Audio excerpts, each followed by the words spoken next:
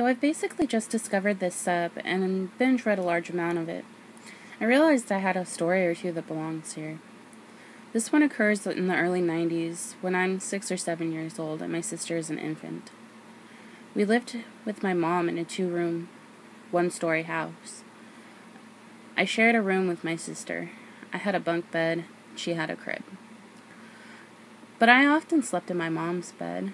She had a giant, fancy king-size bed and the only VCR in the house. We liked to watch movies and such to fall asleep to, and I often had to wait for my sister to fall asleep before I could go to bed. So many times I just didn't bother. It should be noted that the king-size bed was from when my mom was married and was too large for her current room. There was basically a third of a foot clearance on each side, and it barely ended before the door frame, which was on the side I would sleep on. This was one of those nights where I fell asleep on my mom's bed. I awoke to her screaming. She just said something like, "There was someone there," before running to get the phone and calling the police. Between talking to the dispatcher, police, and me, I found out that she had woken up to see a man standing over me. When she screamed, he ran out. The police searched for a while with dogs and tried fingerprinting the sliding door in our kitchen, which was ajar, but didn't find anything. Though this alone is a bit freaky, there was seriously barely enough room for a grown man to walk between my side of the bed and the wall. The worst part probably is the man's presence didn't wake up my mom. It was my sister crying in her crib from our bedroom. She realized that the man had obviously gone into my room first and accidentally woken up my sister, looking for me in my bed. The bunks were arranged so the latter faced the door, and you had to physically enter the room to see inside the bottom bunk. If I had fallen asleep in my bed, or if he hadn't woken up my sister, well, I can't imagine it would have been a positive outcome. We adopted a chow chow pretty soon after that. I was probably 6 years old, give or take a year, and I was on my way home with my mother. I was sitting in the passenger seat of our old Astro van, and my mom is driving. We're only about a mile away from home, and we're stopped at a red light when I noticed my mom has been acting weird. She was obviously anxious, if not a little scared, and in my young mind I remembered thinking that it must have been something I had done. So I asked her what's wrong, and I try to apologize. She gives me a nervous smile and assures me everything is fine, but that's when I notice her giving an uncomfortable sideways glance at the car next to us.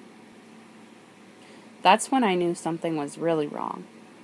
It was just something about the way she looked at the old boxy brown sedan next to us that sent shivers down my spine. Despite her reassurance that nothing was amiss, I could tell it was a lie. So the light finally changes after what feels like eons, and my mom floors it like our lives depend on it. That's when I notice the creepy car is flooring it too. I'm starting to get really uneasy as my mom is one of the slowest, safest drivers I've ever met, and this is completely out of character. My mom is coming up to one of the turns into our neighborhood fast, and she makes a hard right without losing much speed. Somehow, the creepers still managed to get behind us and took the turn as well. Now I'm really panicking. My mom is coming up on one of the turns into our neighborhood fast, and she makes a hard right without losing much speed. Somehow, the creeper still managed to get behind us and took the turn as well. Now I'm really panicking. Keep in mind that this is a 25-mile-per-hour residential street, and my mom is doing at least 70 through the twisting road that leads into the little subsect dead-end part of the neighborhood that we live in. I remember the look of horror in her eyes as this creep is keeping up with us turn for turn, and I know she had to be scared shitless that she might hit someone as well. We come up to the turn that leads down our street, so my mom practically slams on the brakes as she skids into our neighborhood. I remember physically shaking at this point because I was doing my best to grip the handle above the door and hold on tight, but my jittering limbs were doing their best to stop me. What happens next sticks with me the most, and I'm so thankful for it ending like it did, and I tear up thinking about it to this day. I think my mom's plan was to either try to get to my dad, or if that failed, to flip around in one of the cul-de-sacs on our street in an attempt to lose him. I'm not really sure because what happened next is amazing. One of my neighbors at the time happened to be a cop. He was one of the nicest guys, and he had a son around my age that I frequently played with. To our surprise and delight, he just happened to be outside that day playing catch with his aforementioned son. My mom immediately pulls in front of his house and starts yelling for him to please come over. He obliged and asked us with a smile what was so wrong that we had to pull over on the wrong side of the road. But as soon as he saw the panic on her face, his smile dropped, and he became visibly concerned. My mom starts explaining the situation, and I'm facing towards her, listening to the conversation. He explains that since he's off duty, there's not much he can do, but he'll call for help and stay with us. As we were talking to him, we hadn't realized a couple of things. One, that my window was open, and two, that the creeper had pulled next to us. You can probably put two and two together, but the next thing I remember is the look of "oh fuck" on my neighbor's face, and my mom's banshee scream. I turn around to see a hairy pale arm reaching through the window grasping for me. That was the first and last time I really saw him, and it was awful. He had big Coke bottle glasses, greasy, unkempt, dark hair, and the creepiest 70s porno stash I'd ever seen. He wasn't wearing a shirt and had on khaki shorts. He was tall because he wasn't even leaning out that much to get his arm into the van, and overall, just looked like a pretty messed up dude. I take this all in a matter of seconds.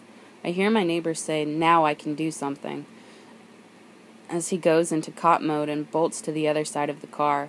Simultaneously, my mom is rolling the window up on this weirdo's arm with one hand while pulling me towards her with the other. I'm just sitting there, wide-eyed and in complete shock.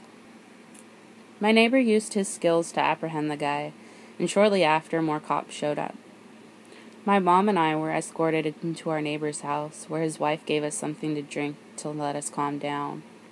I remember his son came up to me at this point and asked if I could play.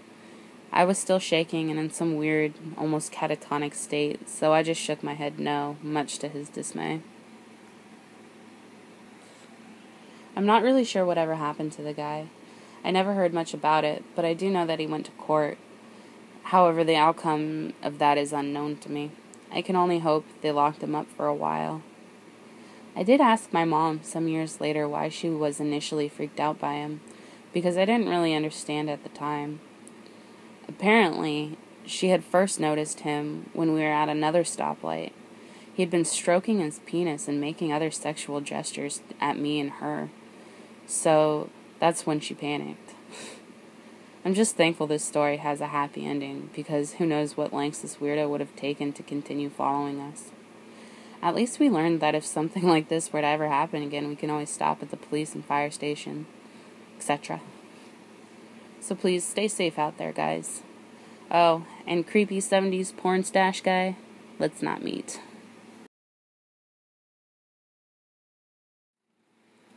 When I was in 8th grade, I was kind of a loner. My friends were casual at best. The kind you'd say hi to in the hallways, but don't eat lunch with or really hang out with. I liked it fine that way. I was happy to read my books and get through the shitty times of adolescence in peace. I wasn't a pretty or outgoing girl, so people seemed content to let me be. There was a boy in our school who everyone knew and seemed to despise.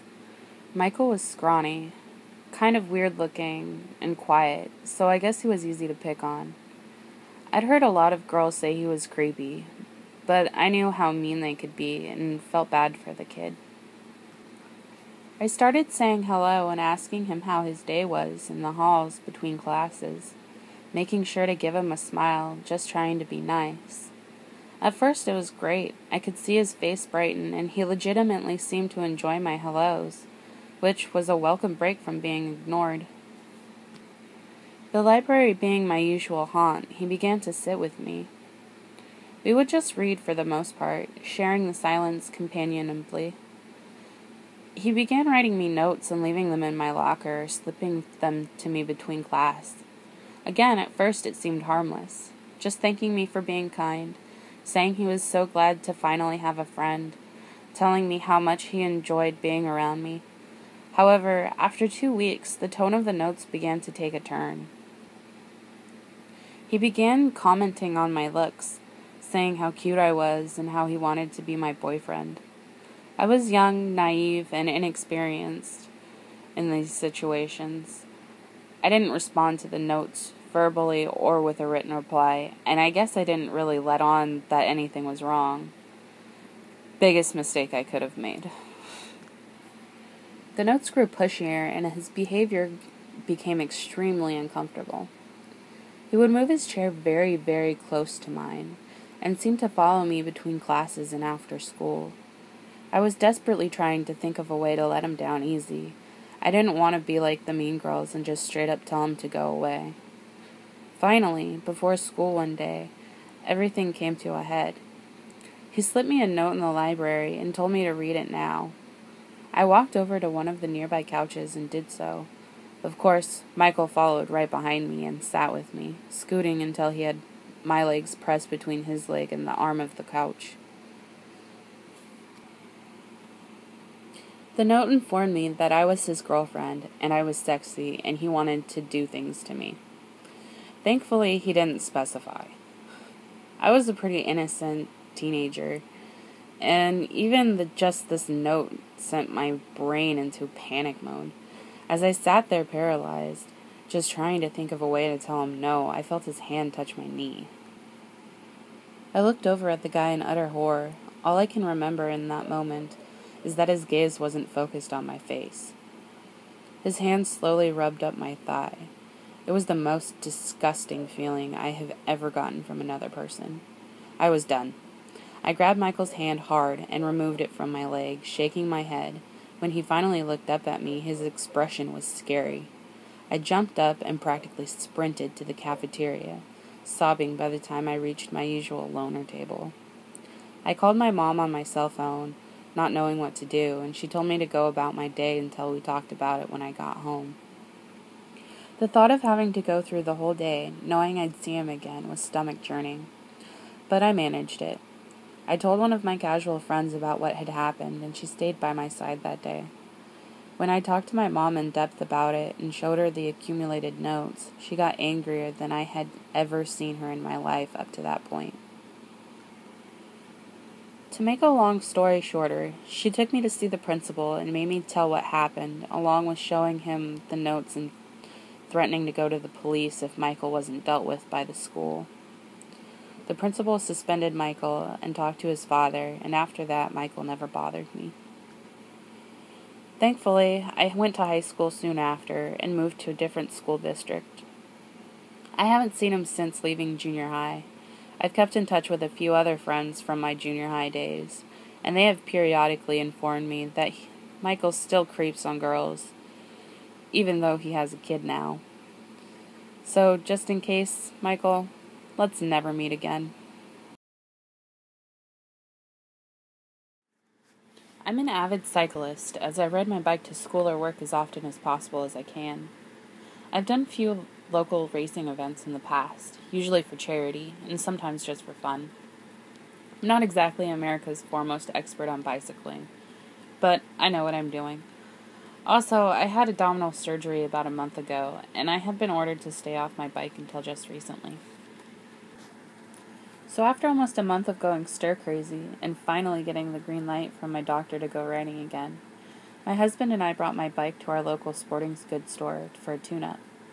We're regular customers, so the bicycle shop crew all know us by name. Another cyclist friend of ours was planning on joining us at the shop, and the plan was that all three of us would go on our usual 10-plus mile route. So my husband opted to browse around the shop inside until she arrived, while I browsed outside among the racing bikes on the display racks. It's a nice day outside, a bit humid but some gentle wind, so I was outside for maybe 7 minutes before a black Subaru pulls up in the parking space immediately outside the entrance to the bike shop. A middle-aged white guy, 40s or maybe 50s, with a dirty gray t-shirt, an even dirtier red baseball cap, gets out of the car and starts browsing racing bikes. Racing bikes aren't built like your average road bike, which should be obvious to someone with a few years of experience like I have. This guy was not in good shape, as his whole body looked hunched over. His knees looked stiff, and he had a huge beer gut. Basically, the build of someone who probably hasn't touched a normal bike in a very long time. So his awkward back and forth browsing of racing bikes struck me as odd. At first, I thought that maybe this guy just wanted to get back into riding, but that thought left my head as soon as I noticed that his head always seemed angled in my direction. He had on these cheap gas station sunglasses, just dark enough that I couldn't see his eyes directly, but that I could make out which way he was glancing.